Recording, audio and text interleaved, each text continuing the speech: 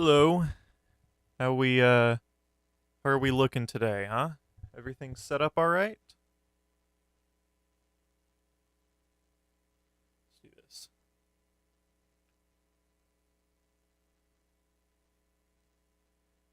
All right.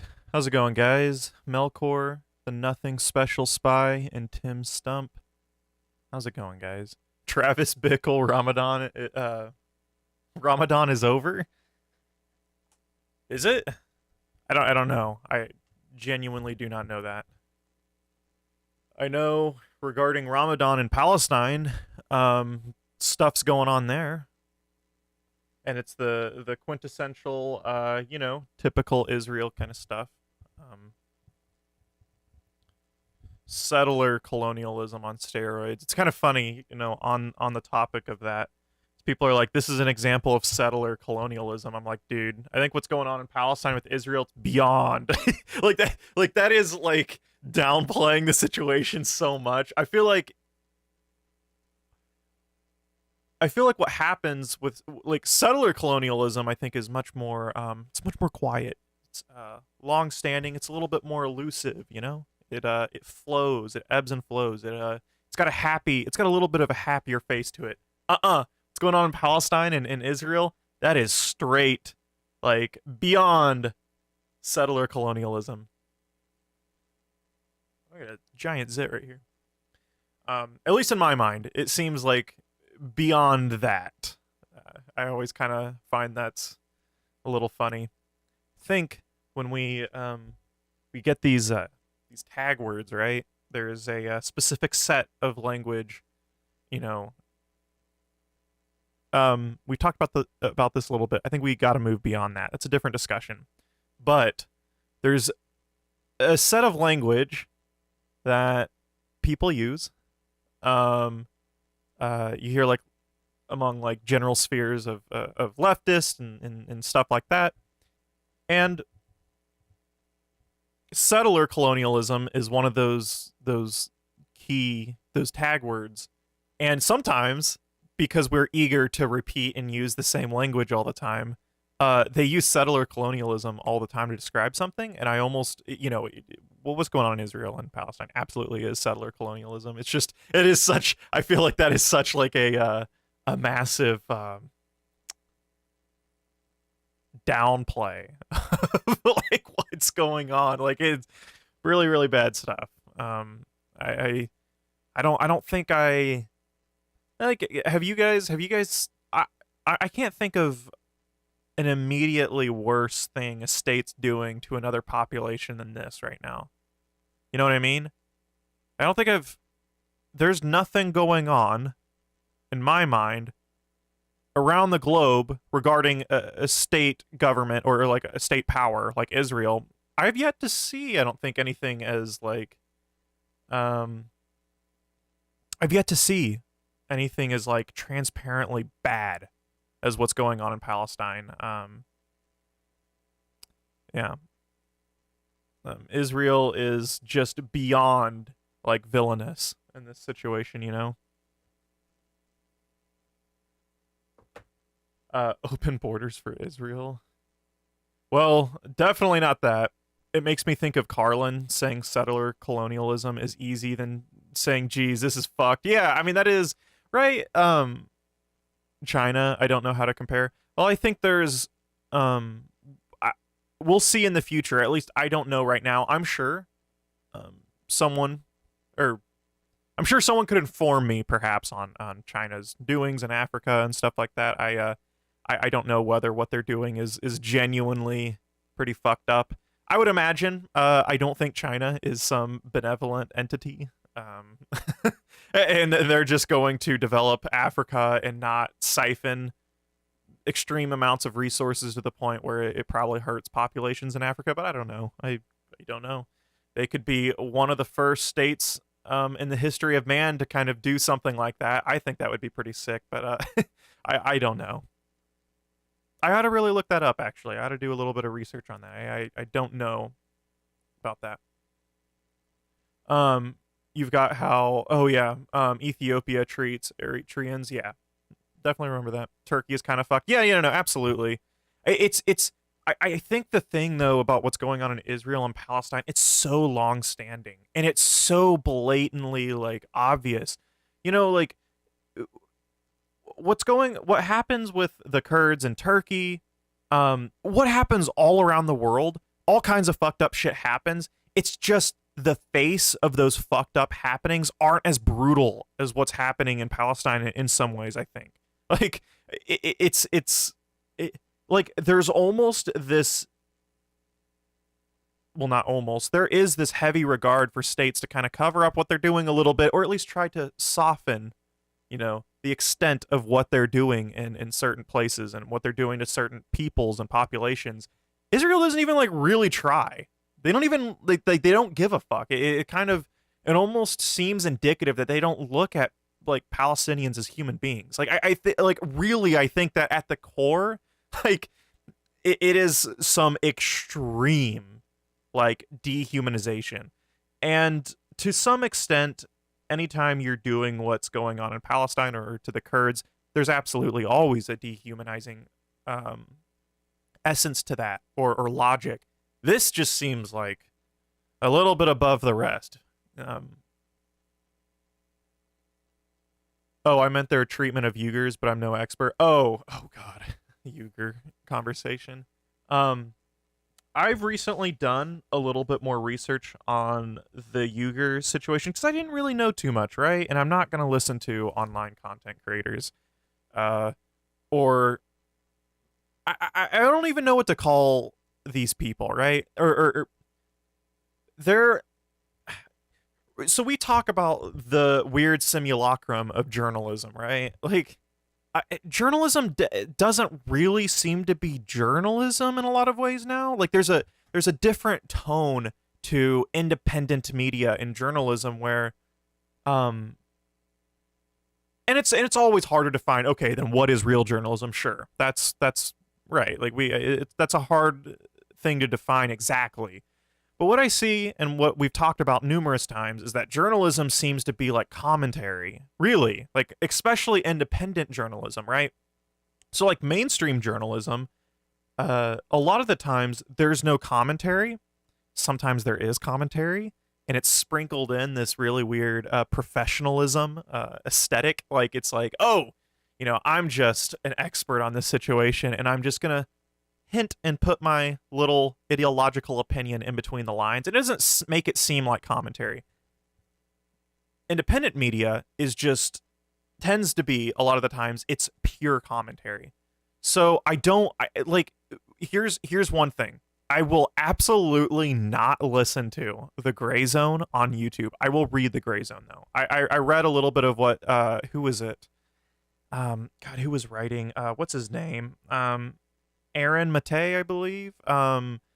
Ben Norton, I can't listen to anything that they do on the internet. Ben Norton, like immediately, Ben Norton made a whole thread about how like anti-communist Zizek and shit. Like I think they're really fucking dumb about a lot of shit. So I don't want to listen to their commentary. I'll listen to their journalism though. I'll read their articles and see what they're on about. But what happens is there seems to be we can't escape narratives whenever it comes to journalism. And you know, maybe there's a larger question. There's like a metaphysical question towards just, or the metaphysics of journalism, right? How can journalism exist as it is? Can we escape those narratives? I don't know. I think we ought to try.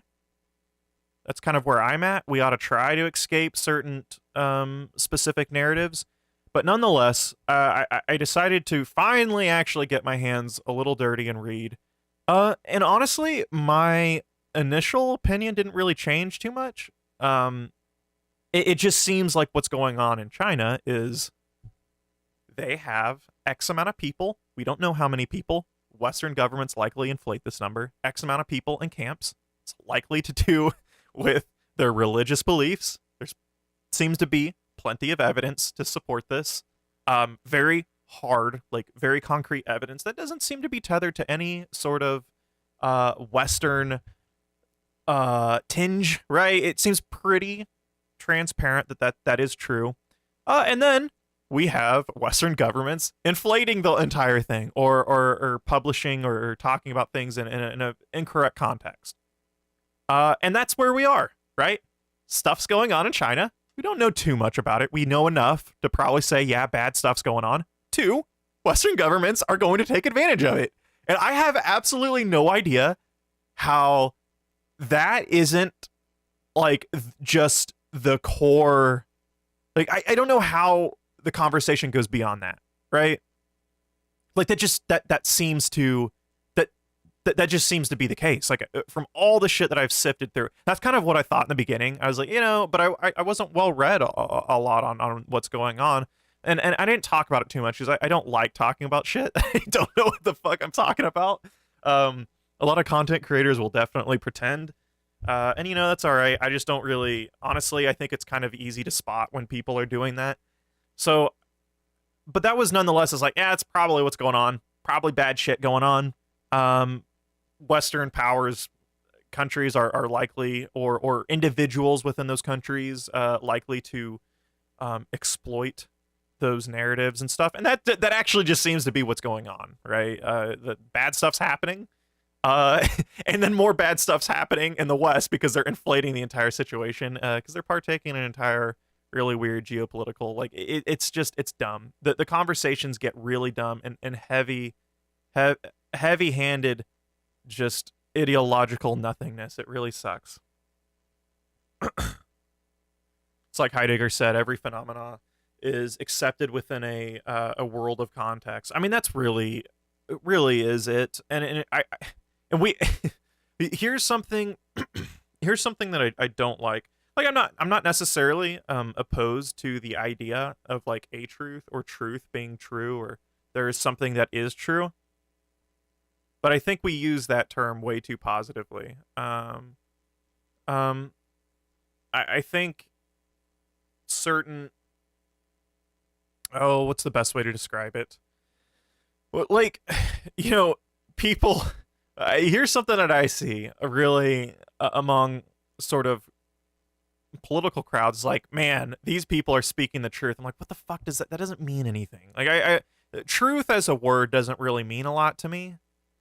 I think that we are a little bit too easy to use language like that. That doesn't really, yeah. So it's not to negate in a large, like, philosophical sense the idea of truth. It's just that truth is used in a way heavy ideological context. People are like, keep speaking the truth, man. It's like, yeah, keep doing that, man. All right, I'll go back to read chat. You're going to listen to some music, because that's just what we do on days we don't have anyone on stream. Because it's just us today, guys. We are just chilling. It's been a heavy week, right? It's been a very heavy week, so we're relaxing, all right? We're chilling.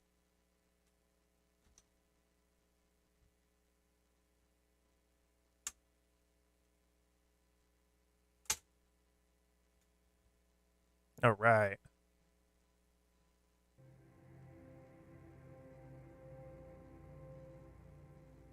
Okay. Truth is definitely ideological in today's age. It and it's always kind of been ideological, right? Like, that doesn't seem to be something that we can really escape, Like, truth is just a property of sentences. That seems to be the case, right? Mary, hey there. Hello, how's it going? I believe, Miri, I recognize your face from a comment. I think you came from Vosh's community. Yeah, I think you commented on one of the videos. I appreciate you being over here, if that is the case. If not, I still appreciate you being here, but I think I recognize you from a comment. It's good to have you guys here. I wasn't able to really talk about, the last stream we did was a small little Resident Evil stream. When I play games, I just, like, viewership tanks. It goes, it tanks. So I don't do a lot of gaming streams if I'm looking to really interact. But that's my favorite thing to do on stream, right? Like, that's why, in some ways, I would rather just be purely sucked into the game that I'm playing, so I don't stream it a lot of the times. because I really like interacting on stream. I think that's what streaming is really good for. Um, yeah. So, but we talked a little bit about going on Vosh. It wasn't. It was. I was a little bit surprised by it. You don't know. I don't know Vosh. First off, I'm not even too. Um, I like. It's just like kind of hard to explain, right? Because there is this stigma around debate bro stuff, or and the small amount of content that I've seen with Bosch, it almost is always a debate. And when it is a debate, it's never like debate happens online. It's never practiced in any concrete, like, structured way. Like it's just nothingness. It feels like it's just raw cynicism. I think in so many ways, right? And so I didn't know, like, it's hard to say, is like, all right, is that the structured debate, or are these people, who are very big content creators, are they kind of narcissists? Are they kind of, do they purposefully go out of their way to antagonize their opposition as to get a rise from them, to get an emotional reaction, to please their audience?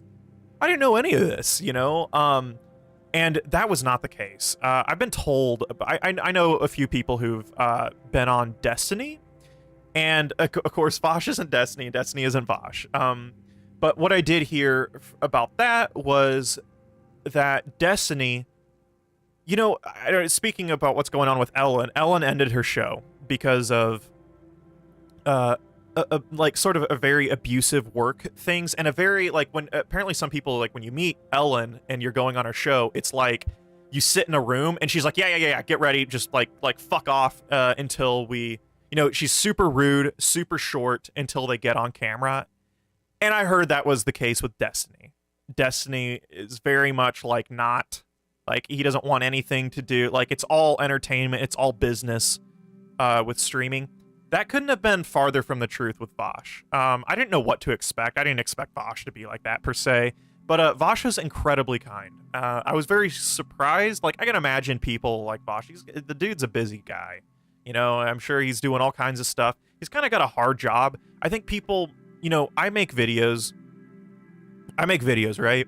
And that takes a lot of mental brain power. What it doesn't do, though, is it doesn't continually exhaust me. If I had to debate people all the time, and I did that for a living, guys, holy fuck, that would be terrible. I don't know how they do it. First off, and then streaming, sitting in front of a camera for hours on hours, guys, that wears me out. Even after, guys, we do a 2-hour stream and I'm just talking to you guys, that shit wears me out. It really does. So he was super kind.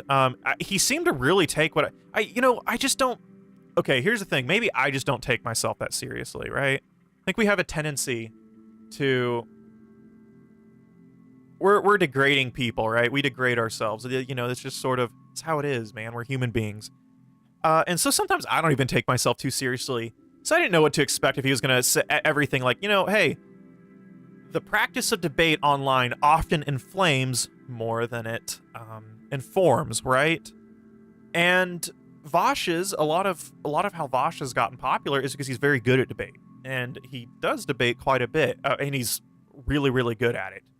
So, going in there, I figured it was like, like going in there and saying that, I just didn't know what kind of reaction I'd get. But he seemed to actually really take what I was saying seriously, in a very genuine way. You know how, like, when people are like you can tell when people take what you're saying seriously, or you can tell when people are just sort of like, yeah, okay.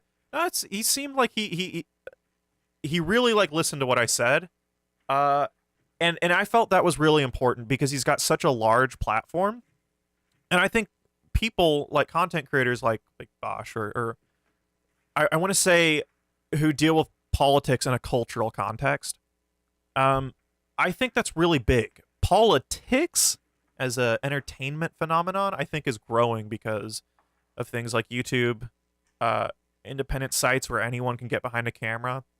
And so people certainly, there's plenty of people who are vocal about debates being really inflammatory and not really too informative. but it's still kind of a quiet thing, right? I think you're kind of in the minority. There's a very huge, what I would call a positivity around debate being something that informs and gets our ideas out there. And to some extent, I think this is true, right? Like, many people are influenced politically by debate, right?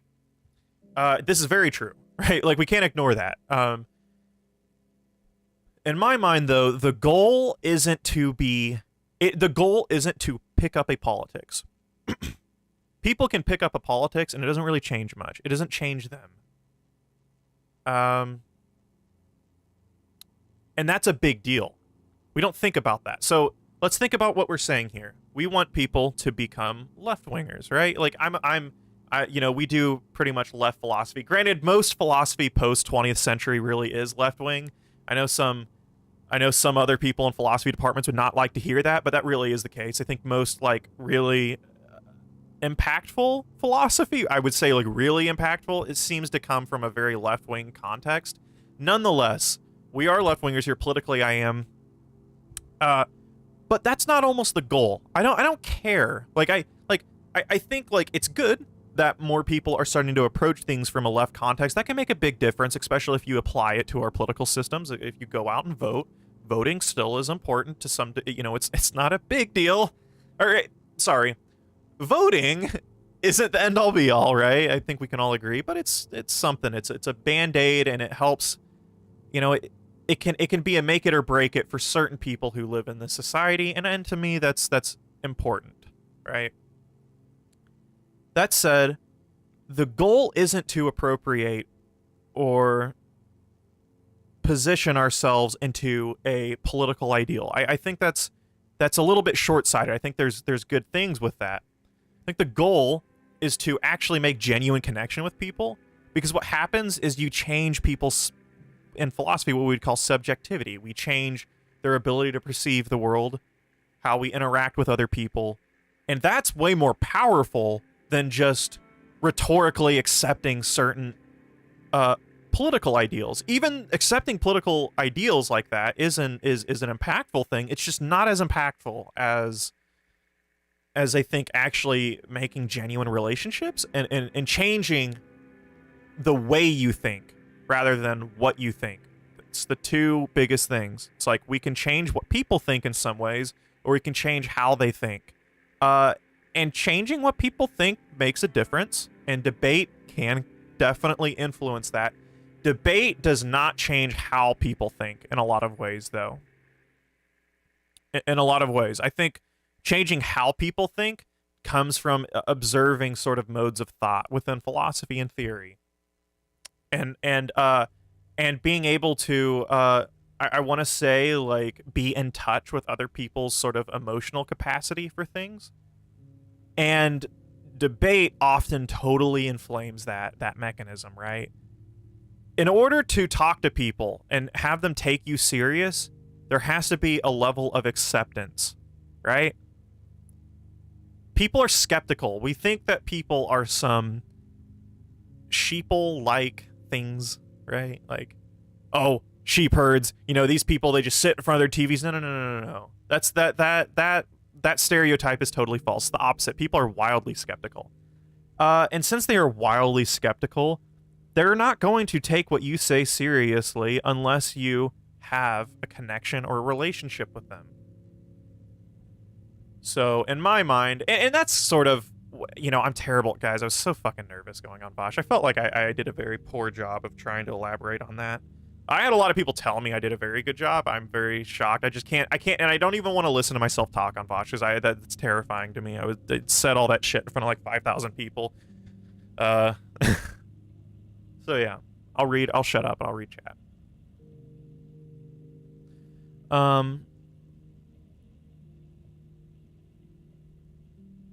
Benzer, wait, you were on Vosh? Yeah, I was on Vosh. And it went well. It went very, very well. We didn't debate.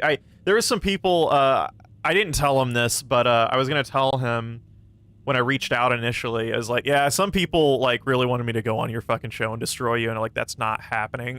Like, I'm not going to. First off, if I had it, no, listen, if I approached a debate. Say I had like some massive like, oh, fuck Vosh. Like, you know, we're going to debate. He would fucking destroy me. Let's be real. Like, let's be real. Like, I think people who do debate for a living, they're going to fucking outperform. Like, they're going to absolutely fuck you up like in that field. But there was nothing. I don't. But again, I don't think that we should approach things like that. And that's the last thing I want to do. I'd rather try to, in some ways, build a relationship, make friends with Vosh in a genuine context, not some fucking fake, inorganic, like, you know, business like setup. No, but I would like to. You know, Vosh is a very big platform. He's doing something there. I think he's brought quite a few people over to at least sort of a social democratic context. I know there's like this barrier, like, oh, Vosh is like this evil. Like, guys, like, seriously, get the fuck over yourself. Unplug from the fucking internet. Listen, even if Vosh has done something wrong, and that's listen, I've heard some stuff, right, about like child pornography. I can't speak on that. I don't want to speak on something that I don't really know about. I think we got to be careful and not alienate too far, or understand where like political ideals align themselves or where they are. Guys, like, people talk about Vosh like he's fucking Tucker Carlson. Like, I like the difference between people who are like the Tucker Carlson types and like Vosh is huge. Like, I don't know what to say. I like people like I would say, what is Vosh probably like? We shouldn't not talk to people because of their immediate political identity, right? Like, I think if anything, we could probably draw a line on the impact of what they do, but not necessarily their ideal or their core sort of ideological subscription, if that makes sense. So I don't, you know, I feel like that line, there's a line where I probably won't talk to certain people. I really ought to. Vosh is not it. Vosh doesn't really come that close, actually. Can we link the video? Yeah, absolutely. Yeah, feel free. SpongeBob SquarePants. Hey, I stumbled across a channel through your discussion with Mel, the physicist girl. Oh yeah, and I'm actually catching something live. How's everyone doing? Hey, how's it going? Didn't Sargon do pretty well versus Vosh? I couldn't tell you. Vosh versus Sargon sounds like AIDS. That sounds so bad. Oh my god. I can't. Sargon is just. The dude's on another planet.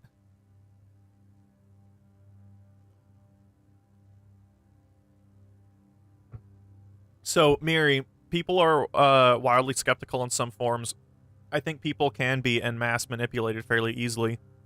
So, Trump and the QAnon phenomenon, in my mind, is cynicism as ideology. Like, it's not an ideological positivity. It's not. I mean, it is in some ways, but it comes from a sort of anti-establishment cynicism in a lot of ways. It's totally directed in the wrong way, right? But people who are into QAnon, they are so cynical in some ways that it almost folds in on itself, and they're susceptible to counter narratives like QAnon stuff. And in my mind, that's not pure sheep behavior, as they would put it, right? Ironically, in some ways, it is. There's a core dialectic with that, right? But yeah. We're talking hauntology. Great. It's one of my favorite subjects. Yeah, typically we have a pretty free-flowing stream. So I'm actually working on Mark Fisher's Ghost of My Life at the moment. So that's where my headspace is at currently. But yeah. But we're kind of just talking about a number of things. But yeah, absolutely, we can talk about hauntology.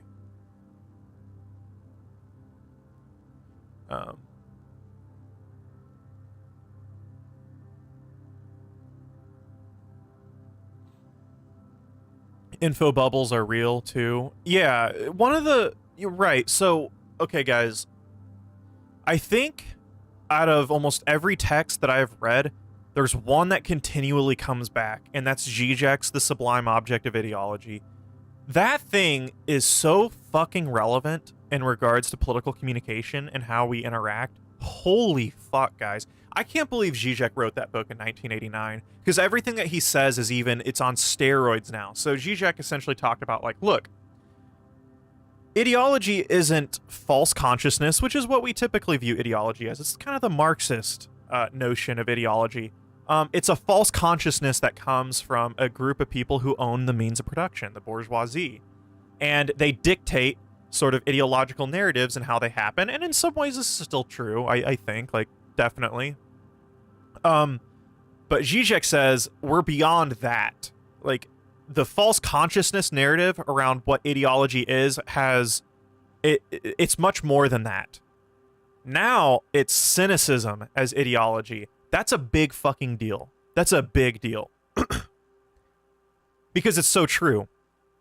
Ideology now, how we view ideas, come from cynicism. It comes from a counter narrative, right? People are skeptical, especially now.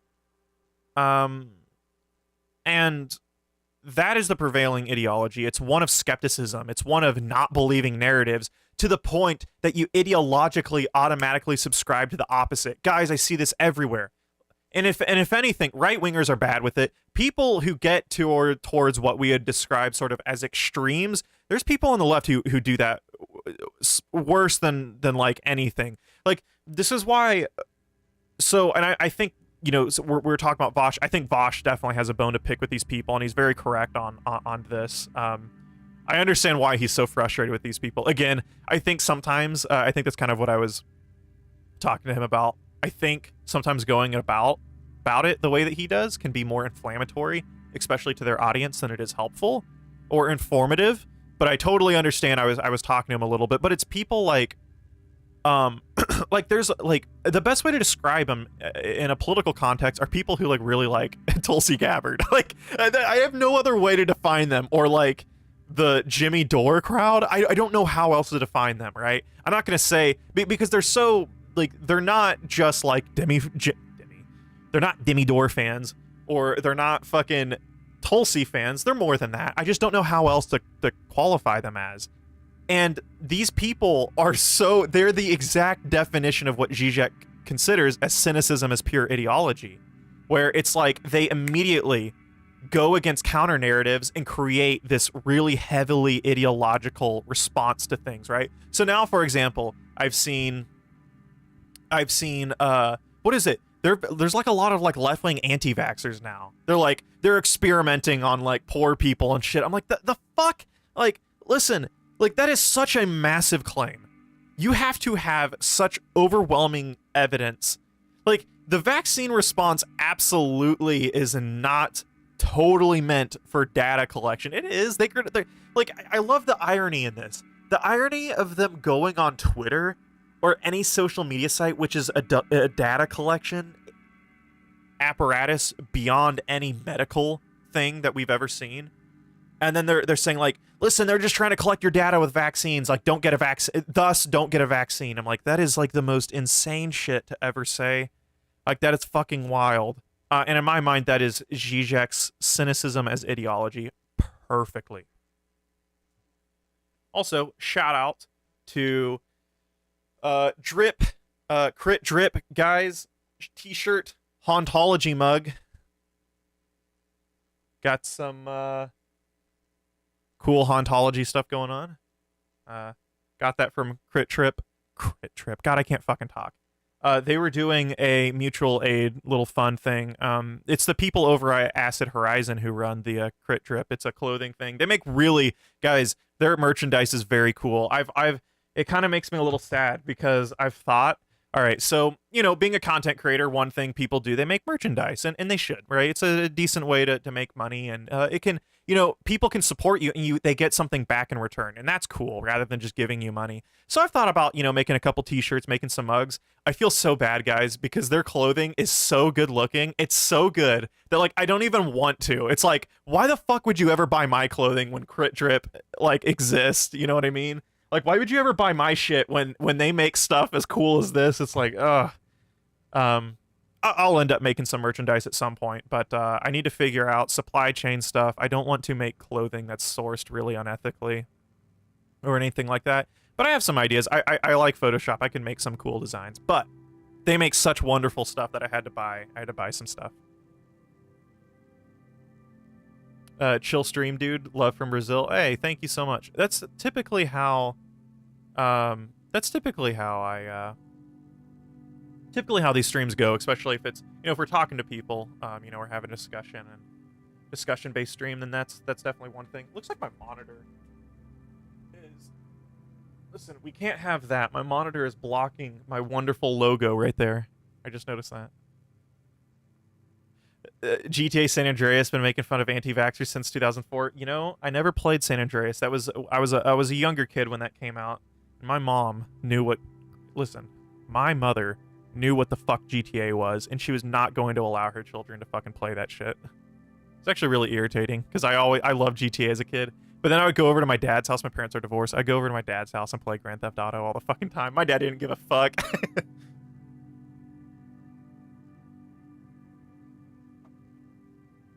All right. Right, human trials of medicine is practiced on broke college students a lot because they need money and pay good. It's nowhere near as egregious as what people think. It's really dumb. It's raw cynicism. Let's see. There's a great article, Biblio99. There's a great article on echo chambers and epistemic bubbles, but Nugent, highly recommend for a great take on the... Okay. Interesting. Yeah. All right, so check this shirt out. When I'm saying they make such good clothing, this is so cool. Check this out. All right. Play on Deleuze and Hegel. That is so cool.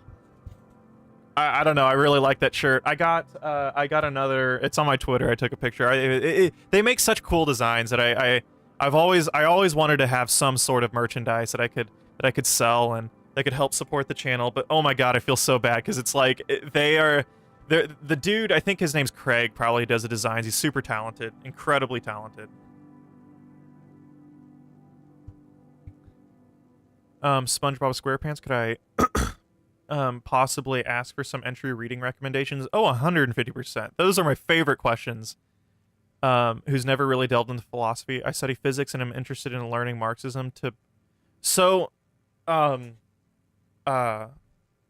that's a wonderful question. I think learning philosophy and theory along with physics is a super fucking cool combination. That's why I actually had Melody on to talk a little bit about that. So when you get into philosophy and theory, I'm not... A lot of people, and this was sort of me too, you get to the point where you're like, oh, Marxism, right? Because if we're politically, we're leftist, we tend to gravitate towards a Marxist analysis of the world. I think learning Marx is super important, but I think that we're at a point where when you want to learn theory and philosophy, you really ought to go beyond Marxism. Marxism is a pretty... Marxism and how it goes about things has been practiced a lot. And it's still correct in so many ways. But there's a lot of fruitful things, and there's a lot of things outside of Marxism that informs Marxism.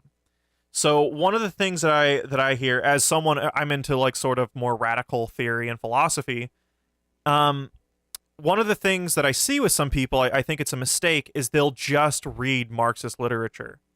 And in my mind, there's almost not a way to understand Marxism if you're just reading Marxist literature. You don't actually get the total conversation of what's going on, right? Like, to understand Marxism or historical materialism, you need to understand theories outside of it as to compare in some ways, right?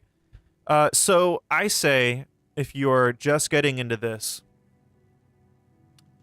okay, and that still is a hard question. I say this: if you want to really start learning more 20th century philosophy, or philosophy, more theory that is contended with today, I think what you ought to do, and this informs Marxism as well, is read an introduction book to Hegel. Hegel's pretty complicated. The sort of theory of dialectics is kind of complicated. It's so radically different from how we think as Western liberals that I think reading an introductory book introduction book on Hegel is super important. Peter Singer wrote. Everyone hates Peter Singer. I actually, he doesn't even talk about himself or what he thinks. He wrote an introductory book to Hegel, and it was really good. It was essentially called A Brief Introduction to Hegel or something like that. I read it. Incredibly good. I read it a while ago. Read that. Introduction book to Hegel. If you want something that will be really jarring and impactful in a contemporary sense, read Capitalist Realism from Mark Fisher. Those are the two things. Read an intro book to Hegel, then read Capitalist Realism by Mark Fisher. Capitalist Realism is it's one of the best books I've ever read, and it's because of how sort of approachable it is in some ways. Yeah.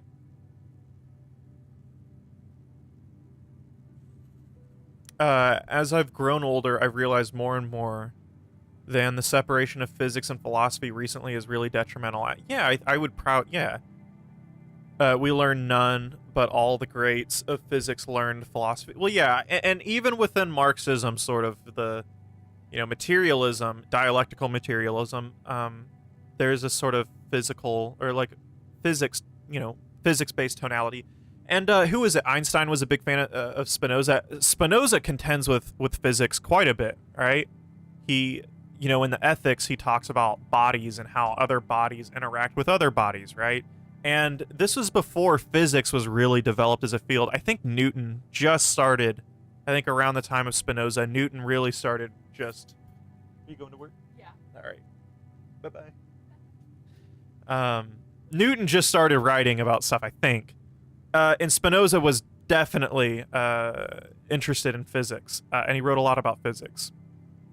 In how, the mind will interact with the body and the body with the mind, and how when you push other people, there's a physical response to that, and those that physicalism, that thing, that essence changes things, and that's why in a lot of ways I get really angry sometimes. I've heard, man, oh my god, I talk about this all the time. Fucking stupid, fucking aesthetic Marxist online. A lot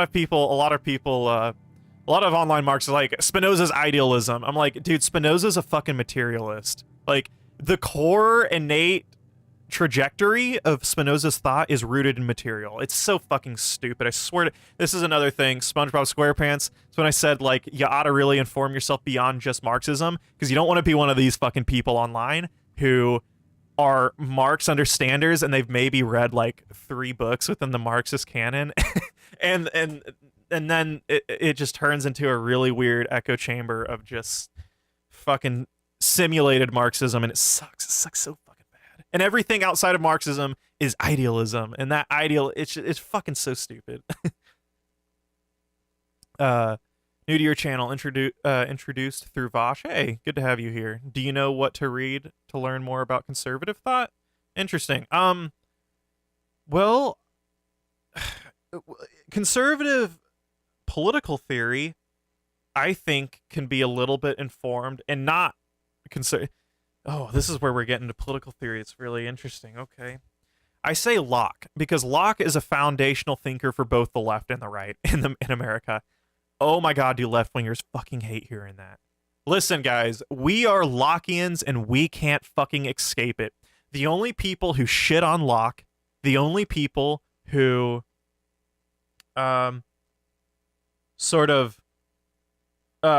who are like, I'm not a lib. I'm not a lib. They've never read Locke. You're a fucking liberal. Like, we are all liberals, even outside of our liberalism, right? It's really fucking dumb. A lot of what we do as left-wingers is very much informed through people like Locke or ideas from early Enlightenment political theory. And there's problems with that, right? There's massive problems with that. That's why there is this sort of cynicism towards liberalism, and it's a cynicism that's pretty well deserved in some ways. But you also see just the very core political foundation within Locke and someone like John Stuart Mill for our entire political ethos. And then Edmund Burke is probably the other one I was going to say. His thoughts on the French Revolution, I think that's what it's called, is a good thing. So read Locke, read the Second Treatise of Government. And you're going to learn how, in the second treatise of government, you'll probably discover how actually a lot of left-wingers argue for things like individual rights, right? And these are good arguments, one being like abortion rights. Locke sort of believed like the one thing of property that we have as property is our own body. Even people who are Marxists still will argue in favor of abortion because of this. And that's not necessarily a bad thing, but it's funny because it shows that there's a big lack of understanding around the kind of the political theory our entire society is founded on. So read Locke, Second Treaty of Government, read Edmund Burke's Thoughts on the French Revolution. So, yeah. Yeah, there's a lot. Yeah, so that's, if you're looking for conservative thought, you'll learn more than just about conservatism. You'll see how it overlaps even into like left-wing thought. But nonetheless, I think in many ways, I think the early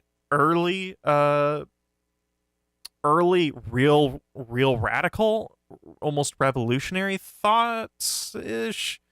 A little bit the emergence of what we would view as maybe Marxism is rooted in Rousseau. So if you're interested in that, that's another thing. Rousseau's The Social Contract is one of those things that, yeah. Why do people on the left shit on liberalism? Honest question. Well, there's a lot wrong with liberalism, right? There's a lot wrong with liberalism. And that's a good question because I don't think I actually talk. I get so irritated because I get so irritated with like online Marxists. Sometimes I forget. I sometimes forget to. I don't talk about liberals. That's another thing, because we're all liberals. Like when people say like, "Oh, these fucking liberals doing," I'm like, dude, shut the. First off, half these people have no idea. Like they've never really read liberal political theory. And they don't know what they're talking about. So I don't talk about liberals. I will talk about liberalism, though.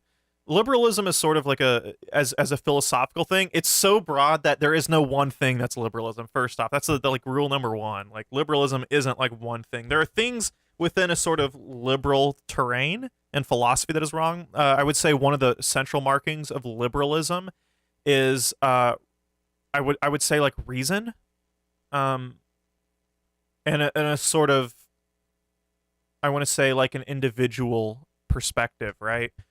Liberalism also it has like almost a metaphysical view of like separateness, right? So when we're dealing with metaphysics, right, what is the core nature of our being? I would say liberalism posits something that's very close to Locke, and that is that things are just separate things, and we categorize these things according to that. This goes into epistemology as well. So epistemology being sort of like how we contend with things logically, right? Categories and stuff like, what is this microphone? This is a microphone. That's a monitor. So liberalism would sort of show that, oh, microphone? It's been a microphone since it was built, and that's that. And it sort of stops there a little bit. And I think sort of on a metaphysical level, the movement past liberalism is one of kind of dialectics, where it's like, all right, when did this microphone become a microphone? Because this microphone's made out of rubber, has like some rubber material on here. It's got a metal grill on here. And when did this microphone become a microphone, right? In some ways, that's a question, and that process is, under a liberal phenomenon, is explained just by it's a very positive notion of how to define certain things in a metaphysical context. So I would say that an idea of a society of reason, I don't think that that's good enough, right? A lot of late critical theorists have talked about how like reason just isn't a good enough like ideal to build a society off of. It needs to be more than just reason. I think those are some things. I also think a sort of, in many ways, a fetishized idea of the individual, right? As an individual separate from other people. Locke especially holds this. And there's what we would call a negative freedom, or a negative liberty. And this is the idea of a freedom or liberty as something that has no restrictions, right? Restrictions are gone. Thus, we should get rid of regulation, all these things. Rather, the opposite of this is something called a positive freedom. It's freedom by the presence or access of something. So, for example, positive freedom would be something, and what we talk about a lot as leftists, Medicare for all. That's a positive freedom. That is something that people are more free to live their lives because they have this program, this safety net to protect them. Thus, if you don't have that program and you're poor, you're not actually free. You're sort of confined by the natural reality around you, and you're stuck. You're free to essentially starve or die, right? And that's, this goes into commentary around capitalism in a Marxist context, where there's a dialectics of what we view as freedom, and property, right? What happens is, what happens is, you accumulate property. Well, that property is taken away from someone else. Thus, there will be a point where no one can essentially obtain another form of property. There's this tension going on here. I'm probably explaining this really bad, but I'm just trying to yeah. Positive freedom, ability to self-actualize. Well, I don't know. I think positive freedom, I look at positive liberty or freedom as a presence of like access. Like it's like you are like, you're free because you're like given something, if that makes sense. Like it's a little bit abstract. I ought to probably refresh on that. But yeah, negative liberty is roughly just like, getting rid of regulations. So like a negative liberty would me as a corporation being able to fucking completely pour my excess toxic waste, if I own a factory, into a river. I have the right to do that. Thus, I'm free to do that. But then what happens is you affect other people, and I think under a positive or a positive liberty, the view of that would be, okay, well, look, you're taking away the freedom of other people. People could get very sick from that. Thus, we're going to place a regulation. This regulation actually helps facilitate freedom, if that makes sense, because people are then free not to get fucking sick and die. And essentially what happens to people in West Virginia because of DuPont.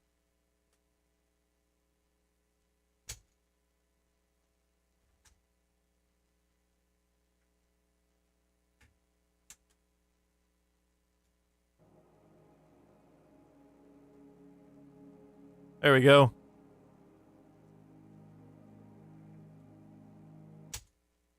Gotta rewind this. So neoliberalism is the same thing. Yeah, neoliberalism is negative freedom on steroids. For sure. We before like that we can explain a lot of things through the dichotomy of positive and negative freedom in my mind. Liberalism, in my mind, is a sort of philosophical terrain that is very much in a it's this negation of restrictions around us. You can also think of the distinction as negative freedom equals formal freedom, positive freedom equals material freedom. Yeah, that's actually a pretty helpful way to view it.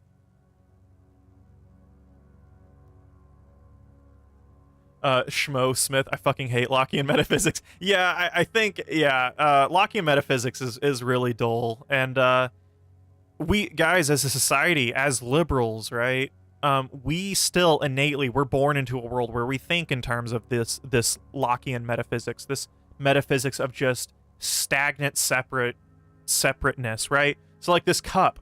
Let's like, again, to another example as to hammer down what the fuck Lockean metaphysics means. Metaphysics, for anyone new here, metaphysics is essentially just the study of like what exists in a core way. Kind of. I look at more as like ontology. Ontology is a branch within metaphysics, but it's like nature, right? What is like our core nature? Essentially metaphysics. It's a little confusing, but nonetheless, this cup is a plastic cup, right?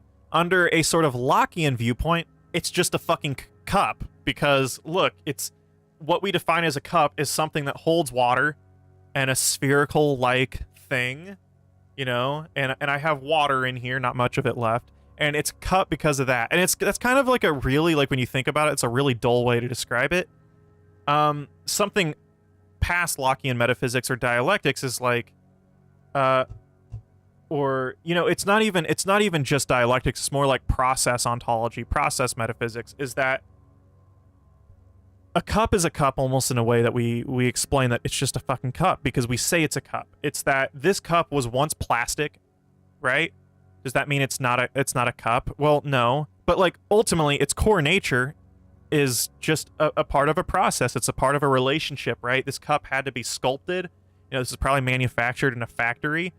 And here it is. There is no cup essentially. It's just a part of a relationship and process of things. And in my mind, that is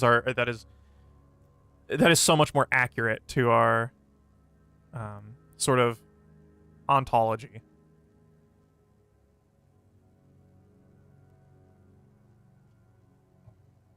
So I hope that makes sense. I'm bad at talking. Very bad at talking. But I try. All hail Deleuze. Yeah, this is a more of a Deleuzian sort of construct. Yes. SpongeBob SquarePants, could you maybe phrase things as negative freedom is freedom from, is freedom to? That is a very helpful way also to describe it, I think. And it's also, too, it's important. It's important, not... It's also important to discern. It's not to say that negative freedom's bad per se. It's just that we are very dogmatic with our negative freedom. Some people will jump to the conclusion, oh, like freedom, that like man, like freedom, that's not a thing. No, freedom's a thing in a negative context as well. I don't want. I shouldn't have restrictions on who I can sleep with in a consensual way. Like, why? Like, listen, if I'm into the same sex, I should be able to have a relationship with them. There's no reason for that restriction. There can be some heavy dogma with positive liberty, right? Positive liberty in many ways can get really authoritarian very quick. Isaiah Berlin talks about this a lot, and Isaiah Berlin essentially proposes a pluralism. I lean towards more freedom to do something because of a material access. I'm a pretty materialist in my core philosophy. But that doesn't mean we ought to abandon like things within liberalism or negative liberty. Like, I think like let's not be children here, right?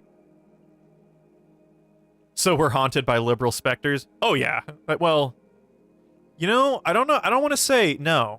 I don't want to say that because these liberal specters, as you refer to, aren't specters. Like, we are in liberalism, if that makes sense. Like, we live, and I think postmodernism, this cultural state we are in, is liberalism on steroids. It's the Enlightenment on steroids. In many ways, it goes beyond it, but it is the proper process of liberalism. We are rabid individuals. We are more individual than we were 100 years ago. And in my mind, this is the perfect, what we live in now, the political realm that we have been thrusted into in birth is liberalism on steroids, right? Postmodernism, in my mind, is the proper process of the Enlightenment, if that makes sense. I'd say, yeah, if anything, we're haunted by Marx, right? It's like Derrida talks about this with Spectres of Marx. Fisher in Hauntology talks about this in Hauntology, right? We're haunted by ideology that died, and because we're haunted and people are still obsessed with a dead material ideology like Marxism, it's almost stronger because of it. Marx's ghost lives through us. If that makes sense. Right, more like liberal zombies and specters. I think it's a good way to put it.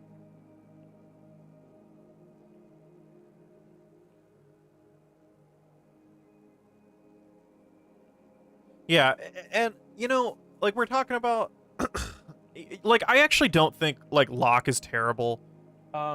Where is my I have two treaties of government. It's up there. I would go read a little bit. I can probably get it. Let me be right back.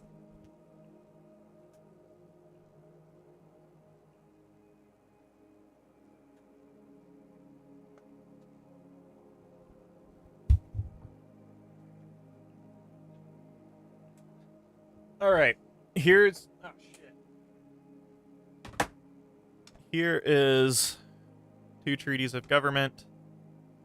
It's not like Locke isn't all bad at all. I don't think like Locke's terrible. I think like at the time period that Locke existed in, it makes sense, right? Locke talks a little bit on property as being something fairly like his core idea of what necessitates property or ownership of something is actually in many ways your labor, right? Like it's so there's a little bit of a materiality to what he's talking about. It's not like property isn't just an ideal to him. It's actually in many ways legitimized by our labor, which in my mind it's not like it's funny. Like I think Locke is a horrible philosopher, but I don't like I just don't. There's in my mind like it's not about like guys. I don't like a moralized notion around philosophers. It's not what it's about. If anything, our goal is to pick pieces, get context. To say someone's more like just like infinite, like really horrible. I don't jive with that. I think I think if anything, it can kind of block off potential like good information. I try not to moralize philosophers from what time? 1500s, 1600s? Here, let's see. So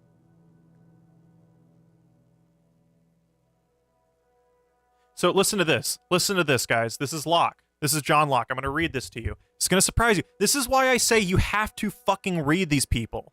You have to fucking read these people. Listen.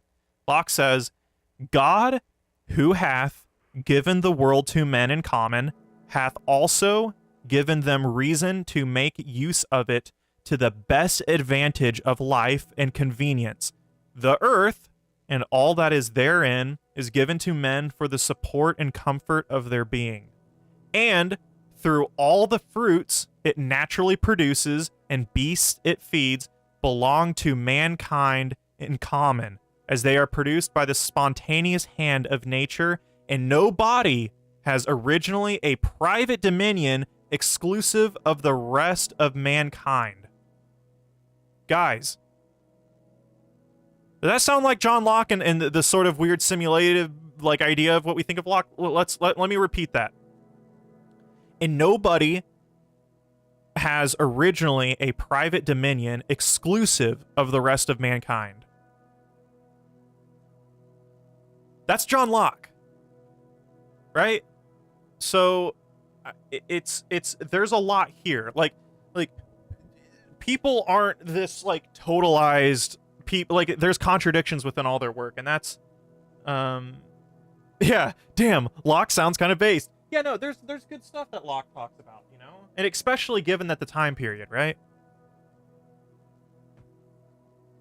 It's not all bad stuff.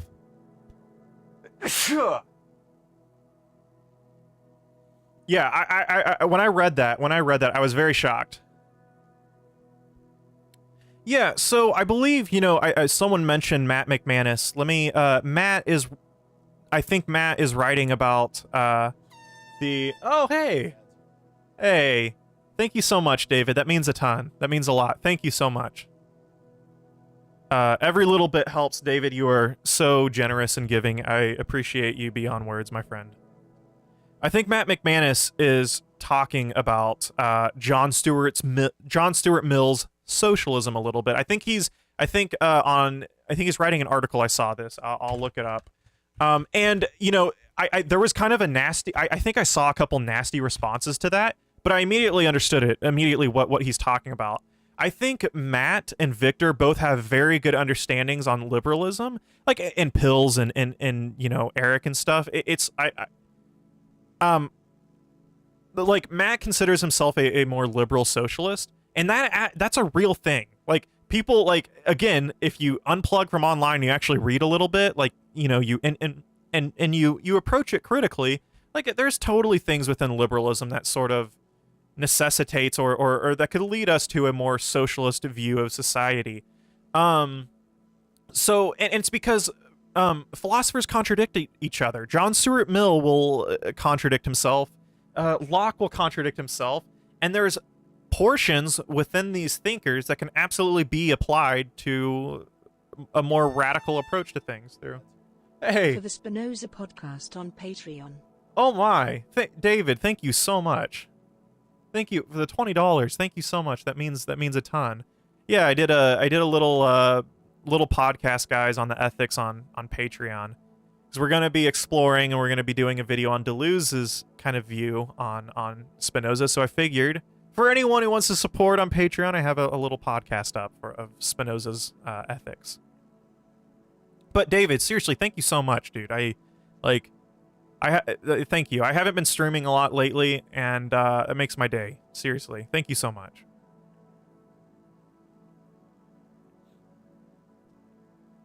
Yeah, they wrote way too much not to contradict themselves at some point, yeah. Labor theory of property and value was dominant in liberalism and classical economics. Yeah, it only changed in the second half of the century because BW, that is super important.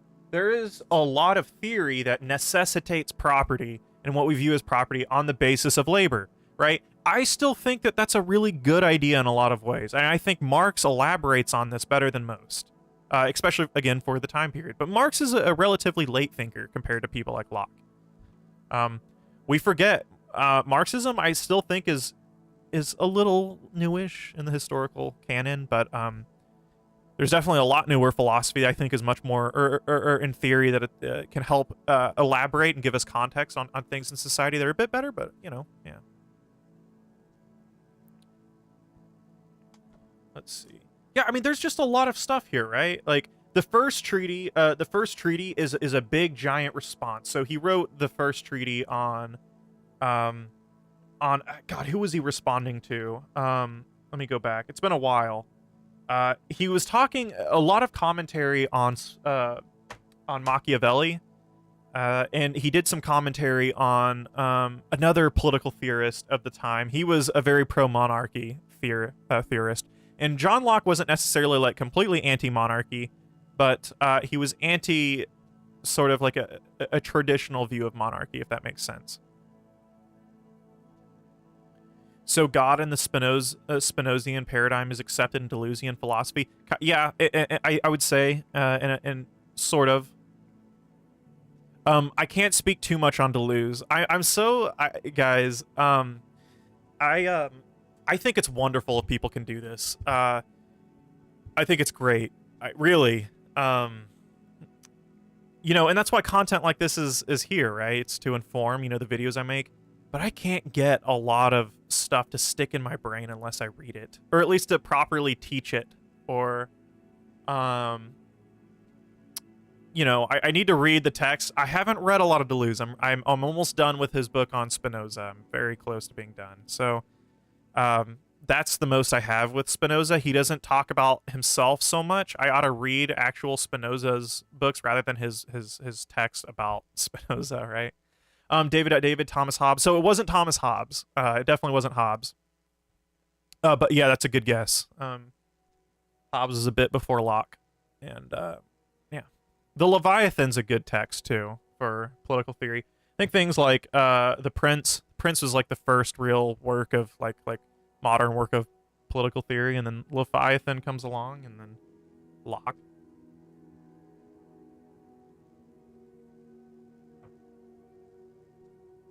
So, like, ultimately, like, you know, what we're talking about here, liberalism is more than what we think it is, you know?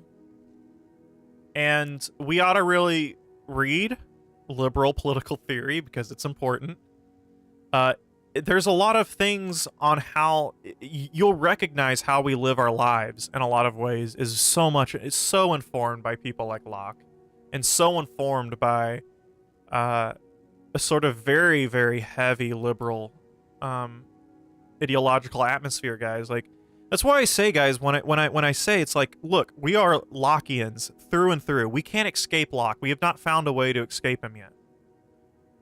And so, in my mind, it's not good enough to just call people libs. It's not good enough to call people liberals. Oh, the liberals online. What a stupid... No, really, guys. Like, I really get... Like, this is the most stupid thing. A lot of these, like, left-wing political, like, content creators are like, oh, the libs... oh, a bunch of liberals, like, you know, like, defending AOC, or a bunch of these liberals, you know, like, mad at, like, X other online content creator. It's like, what the fuck? Like, that is the most stupid fucking thing I've ever fucking heard. And people say it all the time. It's such, like, I find that so not useful to, like, how things actually are beyond online. It's just, it seems like simulated politics at that point, all right? And simulated definitions of what liberal is. And there's nothing more liberal in my mind than calling and being obsessed with an identity and labeling of liberal, right? So in my mind, one of the other things that liberalism is kind of good at is its individual identity, right? And the obsession with people's identity outside of an identity that you subscribe to. So like, hey, I'm a Marxist, so anything outside, or I'm a leftist. That's my favorite one, guys. It's not like, listen, if you say I'm a Marxist, there's a little bit of respect there. I understand a little bit. People are like, no, I'm not a... Oh, guys, greatest thing on the internet is... All right, wait for it. I am not a liberal. I am a leftist. That is the most stupid thing I think I've ever fucking heard. Like, oh, it's so good. I'm not a liberal. I'm not a liberal. I'm a leftist. Oh, it's so good. So good. We are haunted by Locke then? No, I don't think we're haunted by Locke. We're haunted by people opposed to Locke. We are Locke, right? If that makes sense. In a hauntological form, we are Locke. We live within the sort of core ethos of Locke. We can't escape him yet. We ought to. We really ought to, but we can't. We are haunted by... I almost say we're haunted by Hegel in a lot of ways, too. We're haunted by Marx, Hegel. Yeah.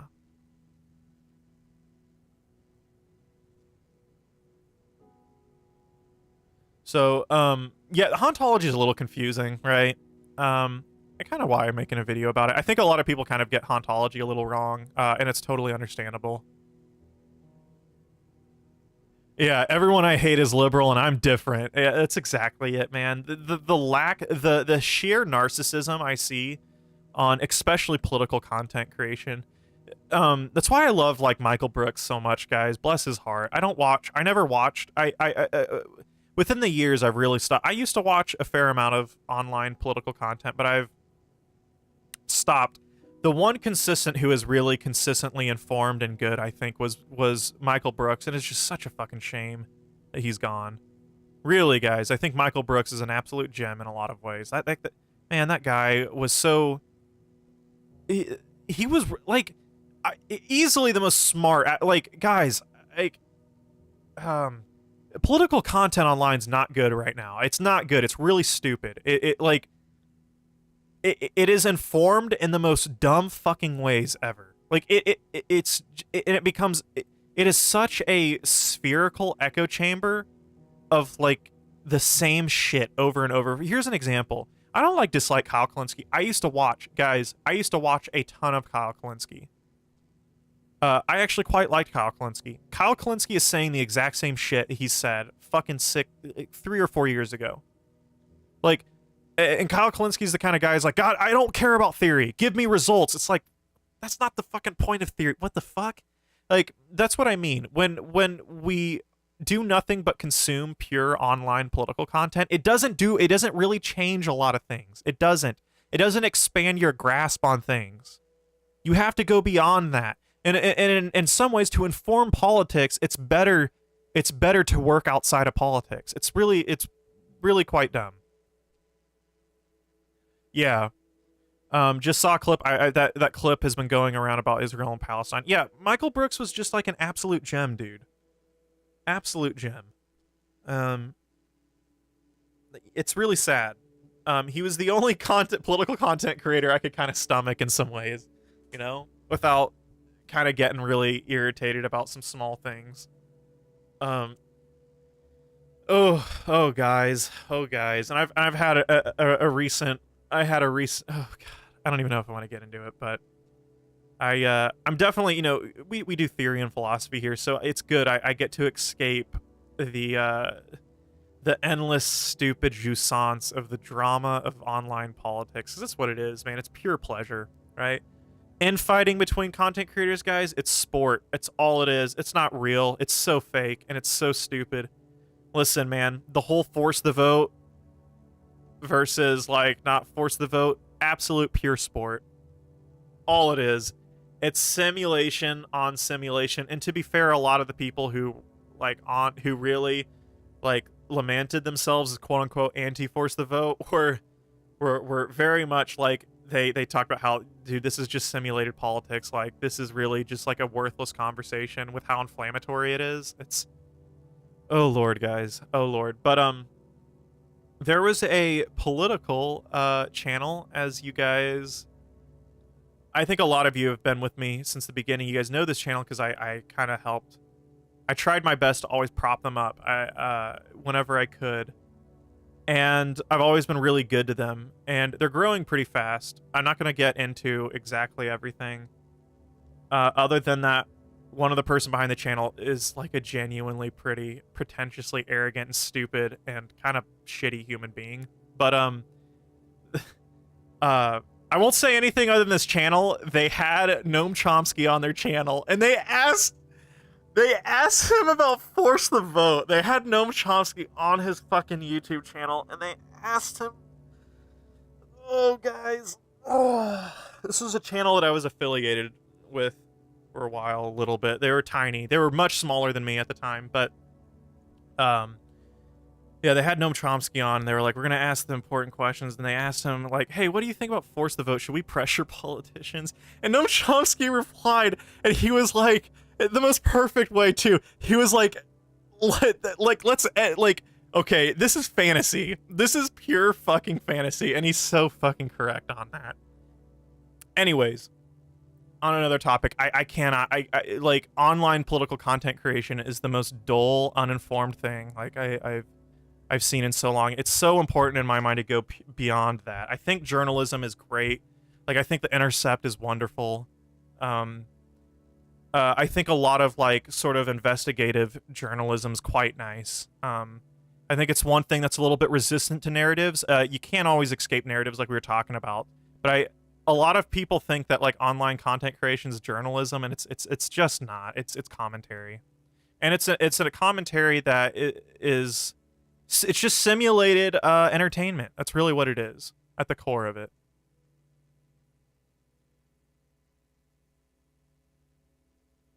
Chomsky guest lectured in one of my classes a few weeks ago. The man is a freaking, yeah, guy. I'm surprised. Like, I can't believe the dude's as old as he is. He is, like, I think from what I've seen, the dude still fires on almost all cylinders. He talked about Substack too, and I loved his take on Substack because it's so true. He was saying like Substack is just commentary. Like, that's all it really is. And you know what? If you want to pay for that commentary, fine. But let's not have. It's the same thing. If you want to consume political entertainment, cool. Let's just not have any illusions on what's going on there. Did they proceed to call Chomsky a lib? I don't think so, actually. No, I think they were pretty respectful, to be honest. But I don't think they liked his response. We are drowning in politics. Yeah, I think that's the thing. Yeah, like we're drowning in a simulation of politics for sure. Absolutely. Oh, same. I took in too much online political content to the point I just moved between, like, Brooks. Yeah, Brooks is the one dude who kind of, like, that's why I like Brooks, guys, Michael Brooks, is I didn't think Michael Brooks existed purely within online politics. The dude actually, like, really, he went beyond the frame, right? He went beyond the framework of online politics. It's not even, I don't even want to call it politics, right? Because, like, talking about politics isn't fucking politics, as Plastic Pills says all the time. Let it sink in, guys. Talking about politics isn't fucking politics. It's amazing. It's amazing the stuff, the barriers you can break through after realizing that. It really is something, I gotta say. A couple of years ago, I kind of realized something. Again, guys, I'm a political science major. I was sucked into sort of the simulated politics trap. And then I started, like, reading philosophy and theory, and it, like, I was like, oh, fuck. Okay. Yeah, I understand a little bit more of the totality of what I'm doing. We can't understand everything we're doing, right, as per psychoanalysis. But I think that we can understand that what we think we're doing, we're not actually doing in reality to its full extent.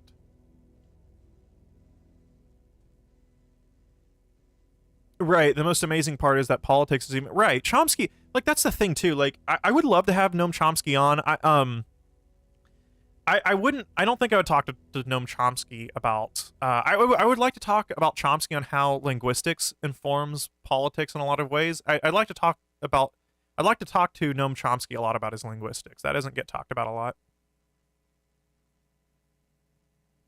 Living in the UK ensures I will unfortunately always hate journalists. Oh, bless your heart. I mean, the UK isn't terribly different from the United States in regards to that as well, you know? So we got some sibling solidarity there, right? You know, on the Mark Fisher, you know, I'm on peak in video production mode on his book Ghosts of My Life, and he talks pretty much primarily around Britain. I, guys, especially with I'll continue. I don't think that's philosophy better yet. Zizek, guys, I want to have Zizek on so bad. I don't know how to get a hold of him. I don't want to ask. I have a lot of friends, like, you know, you know, I don't want to ask people who have Zizek on their content thing to, like, hey, how do you get a hold of Zizek? I don't want to be that guy. I know it wouldn't be a big deal if I asked him, and I'll do it eventually. I just I don't know. I don't want to be that guy. Hey, how can I contact Slavoj Žižek? How can I, like, it's like, I don't want to do that. But no, I think we could have a very, very cool stream with Žižek and a really cool interview. I would love to. I think it would be very good, given I've actually fucking read him. I hate when people approach Žižek through, like, a purely political viewpoint. Like, they talk about Žižek, like, in purely political context, and I can't stand that. I think Zizek is so far beyond that. It's not even funny. I think, like, it's so stupid. You can tell very quick when people who actually contend with what Zizek talks about and thinks about, and people who don't. And if you don't, that's fine. It's just like, let's just not have like Zizek isn't just a pure political character. We can't expect everyone to contend with Zizek's thought, which is very complex in a lot of ways. But nonetheless, I feel like Britain, on the topic of the UK, I think Britain in the long term is almost in a worse state than the United States. I'm not gonna lie. Like, we had Trump for 4 years. It's shocking, guys. Joe Biden is, like, has some of the highest favorability since, like, Reagan, I think. Is that right? Or early Reagan, rather. Like, the fact, I would never have predicted this. Joe Biden is a fairly popular president, and that's kind of crazy. And it's good in a lot of ways. That's good. You know, people will say, like, oh, that's informative. Like, we're just doubling down on neoliberalism. No. I think high favorability for Joe Biden, in my mind, probably doesn't indicate favorability for neoliberalism, but getting away from it. Joe Biden's rhetoric, which what people pay attention to, isn't very neoliberal. He is a neoliberal, right? His politics surely is, but his core rhetoric on the campaign trail was a bit, it was progressive, right? Again, a lot of it was lies, as per how politics operates. But I feel worse for the UK than I do the United States. I have a feeling, I was reading a little bit, the UK is going to lose their entire healthcare system in like 10 years. Like, it won't exist. And the UK has doubled down much more presciently on very austere politics than I think the United States has in some ways. And that's saying something big, right? At least in contemporary politics. Any semblance of social programs in the UK is something it's upholding something before neoliberalism in the 80s. And voters just don't seem in the UK, they don't seem anywhere interested and moving beyond the conservatism that they're seeing now. And that's a shame. That's a big shame. Someone needs to ask Zizek what porn he is into. I will never ask Zizek that, ever. He would probably answer it, though. He probably would. The Queen's gonna make a power play and take back absolute power. Dude, I almost think crazier things have happened. No, I don't think that'll ever happen, but nonetheless, like, it's fucking Britain, dude. Yeah, my wife and I keep thinking of a backup country if the U.S. goes to tits. Unfortunately, the U.S. isn't the only country with these problems. Yeah, it isn't. I don't know what I don't know what is gonna happen or what, you know, like it. I think I do think, though, guys, I'm not gonna lie, this is so different than what I expected. I don't envision. So I don't know. It just, you never know. It's so terribly impossible to predict these things. I think it's a good sign that Joe Biden is a fairly popular president. That's a good sign. Popularity doesn't necessarily mean that we're going to like I don't think the favorability numbers, even though I think Kamala Harris is technically a better, like a marginally better political character than Joe Biden in some ways, policy-wise, I feel like Kamala Harris would have a lower favorability. But I don't know. I don't know what this means. I think that there are possibly more good things out of higher favorability for a Joe Biden administration than there are bad things, but you know, we're only like 6 months into his administration, so he would go into extreme oh yeah, dude, Zizek, I feel like Zizek would actually take that question seriously in some ways. Bless his heart. Oh boy.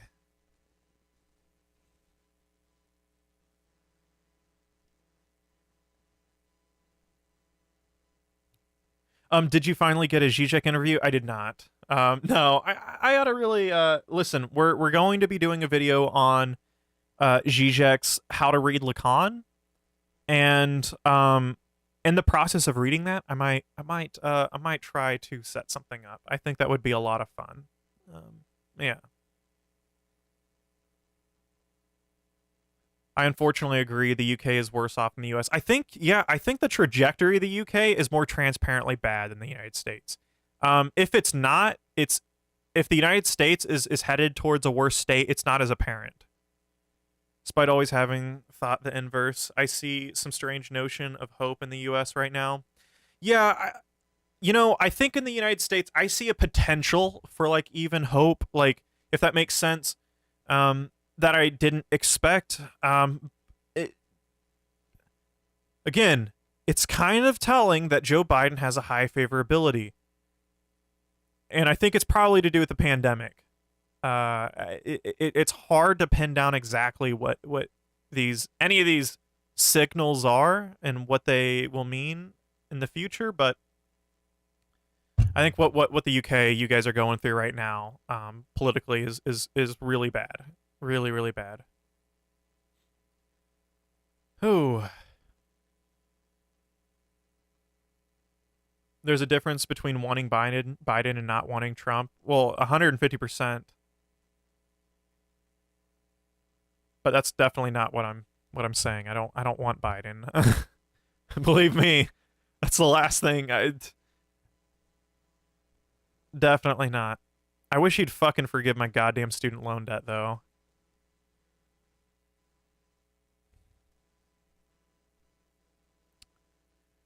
Oh boy. Well, tape's still going on. Well, guys, I'm probably gonna keep this stream a little short. I figured it's been a while since we streamed. Oh, I was talking about the general population. Yeah. The reason I haven't been streaming, guys, tomorrow is my last day of like university ever. If everything goes right, I don't need to go back to university. I do want to talk about something. I'm going to talk about it more in the future. Okay, guys. Okay. Stick with me for a second. This is actually really important. Really important. stick with me. All right, I'm gonna make a video about this. There will actually be a video. But what's going on right now with this channel is I'm at a big turning point, and these next 6 months are going to be crucial, like very, very crucial, I think. So I'm done with university, right? It doesn't make financial sense. I'm already in I'm already in debt to go to grad school at the moment for me. It just doesn't. And what that means is I either, since I'm out of school, guys, I get a full-time job, and I work, and that's that. I could, a lot of YouTube content creators can do both of those things because their content isn't as strenuous to make. It's funny. Me and Plastic Pills have talked about it a couple times. We've kind of said we kind of fucked ourselves by making the videos that we do. The videos that we make, me and Pills take a lot of care. The editing process on our videos takes a very long time. The way our videos pan out, it takes a ton of effort and time. And it's not a type of mental effort that I could keep up with a full-time job working 40 to 50 hours a week. I couldn't simply come home from work, guys, and make the videos that I do. So I'm in a dilemma right now. If I can't afford to do YouTube full-time and make just a livable wage, guys, I am a working class white boy from Independence, Missouri. I know how to fucking budget. I could go into detail. My mom went back to school when I was in high school and stuff. I lived on nothing for like the longest time. So I can budget. I will do everything in my power. But if I can't financially make this channel work, it will die. I don't want to make it seem like a doomerist thing or like I'm like, like it's just the state of the channel. And so what's going to happen is it's the first time I've said this, actually. So this is good. All right, I graduate pretty much like the last day of school is tomorrow. I've been super busy. I've had an incredibly difficult semester with a thesis. I had an undergrad thesis I had to write. It was terrible. And what I'm going to do, I'm going to double down. Guys, this will be my full-time gig. I can dedicate my entire fucking being. This makes me happy. I'm scared at the same time. I'm very anxious, but I can put all of my effort into this YouTube.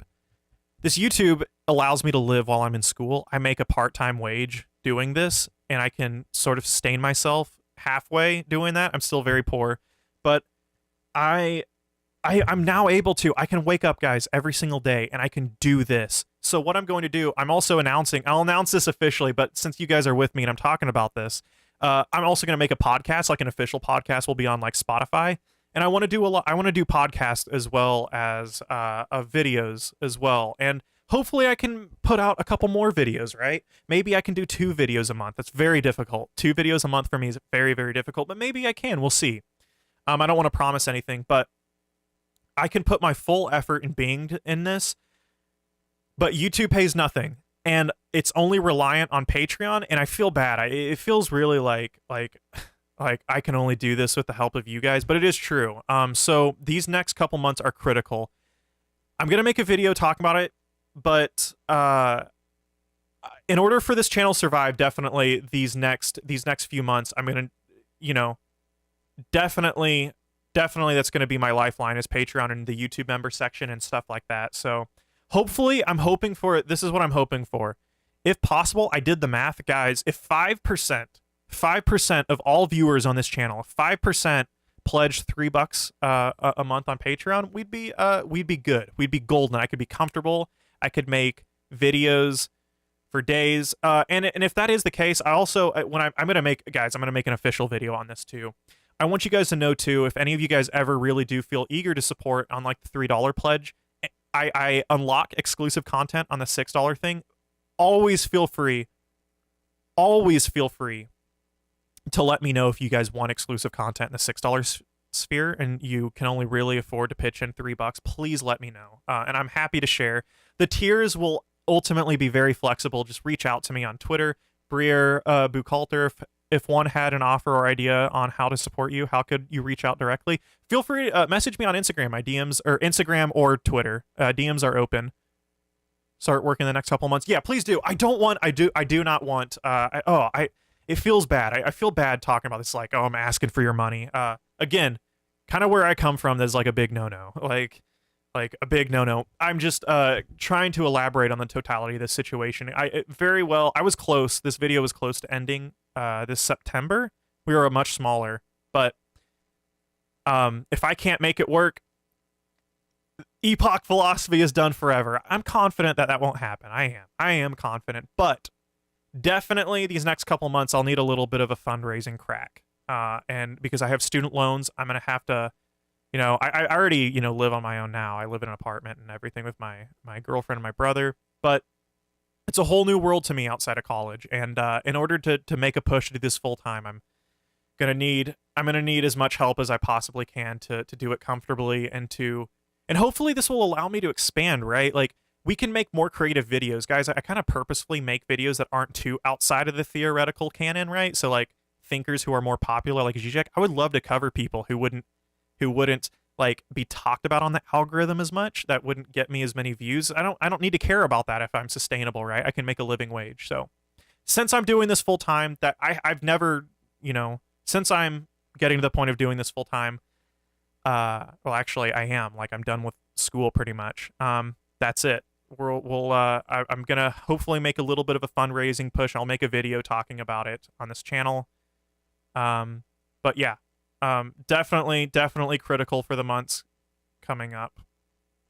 For what it's worth, I'll share your Patreon with my audience. I think that's incredibly kind, like incredibly kind. And I don't even have words. It almost feels terrible asking about any of this. Like, it feels scummy to me. I know there's nothing wrong with that, right? It's just I'm trying to elaborate on the situation. It feels scummy to me. Like but there's nothing wrong with it. I think there's this ingrained sort of chip on my shoulder, I guess. Yeah. Definitely don't make enough to be sustainable right now, but I'm trying my best to make it work, because if I can't make it work full time, this YouTube channel, it's just kind of done. Which sucks. That would really suck. But again, no doomerism. There's more to be happy about with this new push than there is. Yeah, there's not. So yeah, I think that's what it is. I don't think that's philosophy. It's like working class pride. There is something wrong about it, Epoch. Oh, yeah, maybe the commodified system that we live in. Yeah, man, it's small, but I'll share with mine as well. That's very kind. That's super, super kind of you guys. And of course, of course, I'll make an official video soon. Hopefully I'll get out this Mark Fisher video, then I can make a video talking about like, hey, this is the goal, the future of this channel, and now full time. We'll get a podcast going on Spotify. I'll have that up. I'll make probably, I don't know how often, how frequently, maybe 2 podcasts a month, maybe. Same trajectory of videos. I just have more time to do this. The creative potential that what we could do now is like pretty endless, and that's really exciting to me. I'm very happy about that. There's nothing more I love than doing this. So I'll be able to stream a little bit more as well, I think, too. You totally deserve to get paid. Your work is hey, thank you so much. Yeah, guys, you guys are very, very kind. Yeah, so if any of you guys, so I'll end it off on that note. If any of you guys, again, if 5% of this entire channel pledge $3 a month, oh my, I mean, like it wouldn't be, like getting paid like a lot of money, like but I'd live totally comfortably. I could do this happily, and I could get into more creative avenues, and I don't have to worry about like what the fuck YouTube's gonna do with like my content, right? Like I could make videos about a lot of theorists and thinkers who are a little bit more unknown, and that would be really cool. I think that's so. Consider supporting, guys, again, as little as possible, or pledge. If you guys can only pledge a little bit, but you want perks, right? So like I offer exclusive content, anything like that, please let me know. Please let me know. Reach out, and I'm happy to extend the benefits to you guys, even if you don't reach the tier or whatever. Yeah. So that's all, guys. A little big announcement.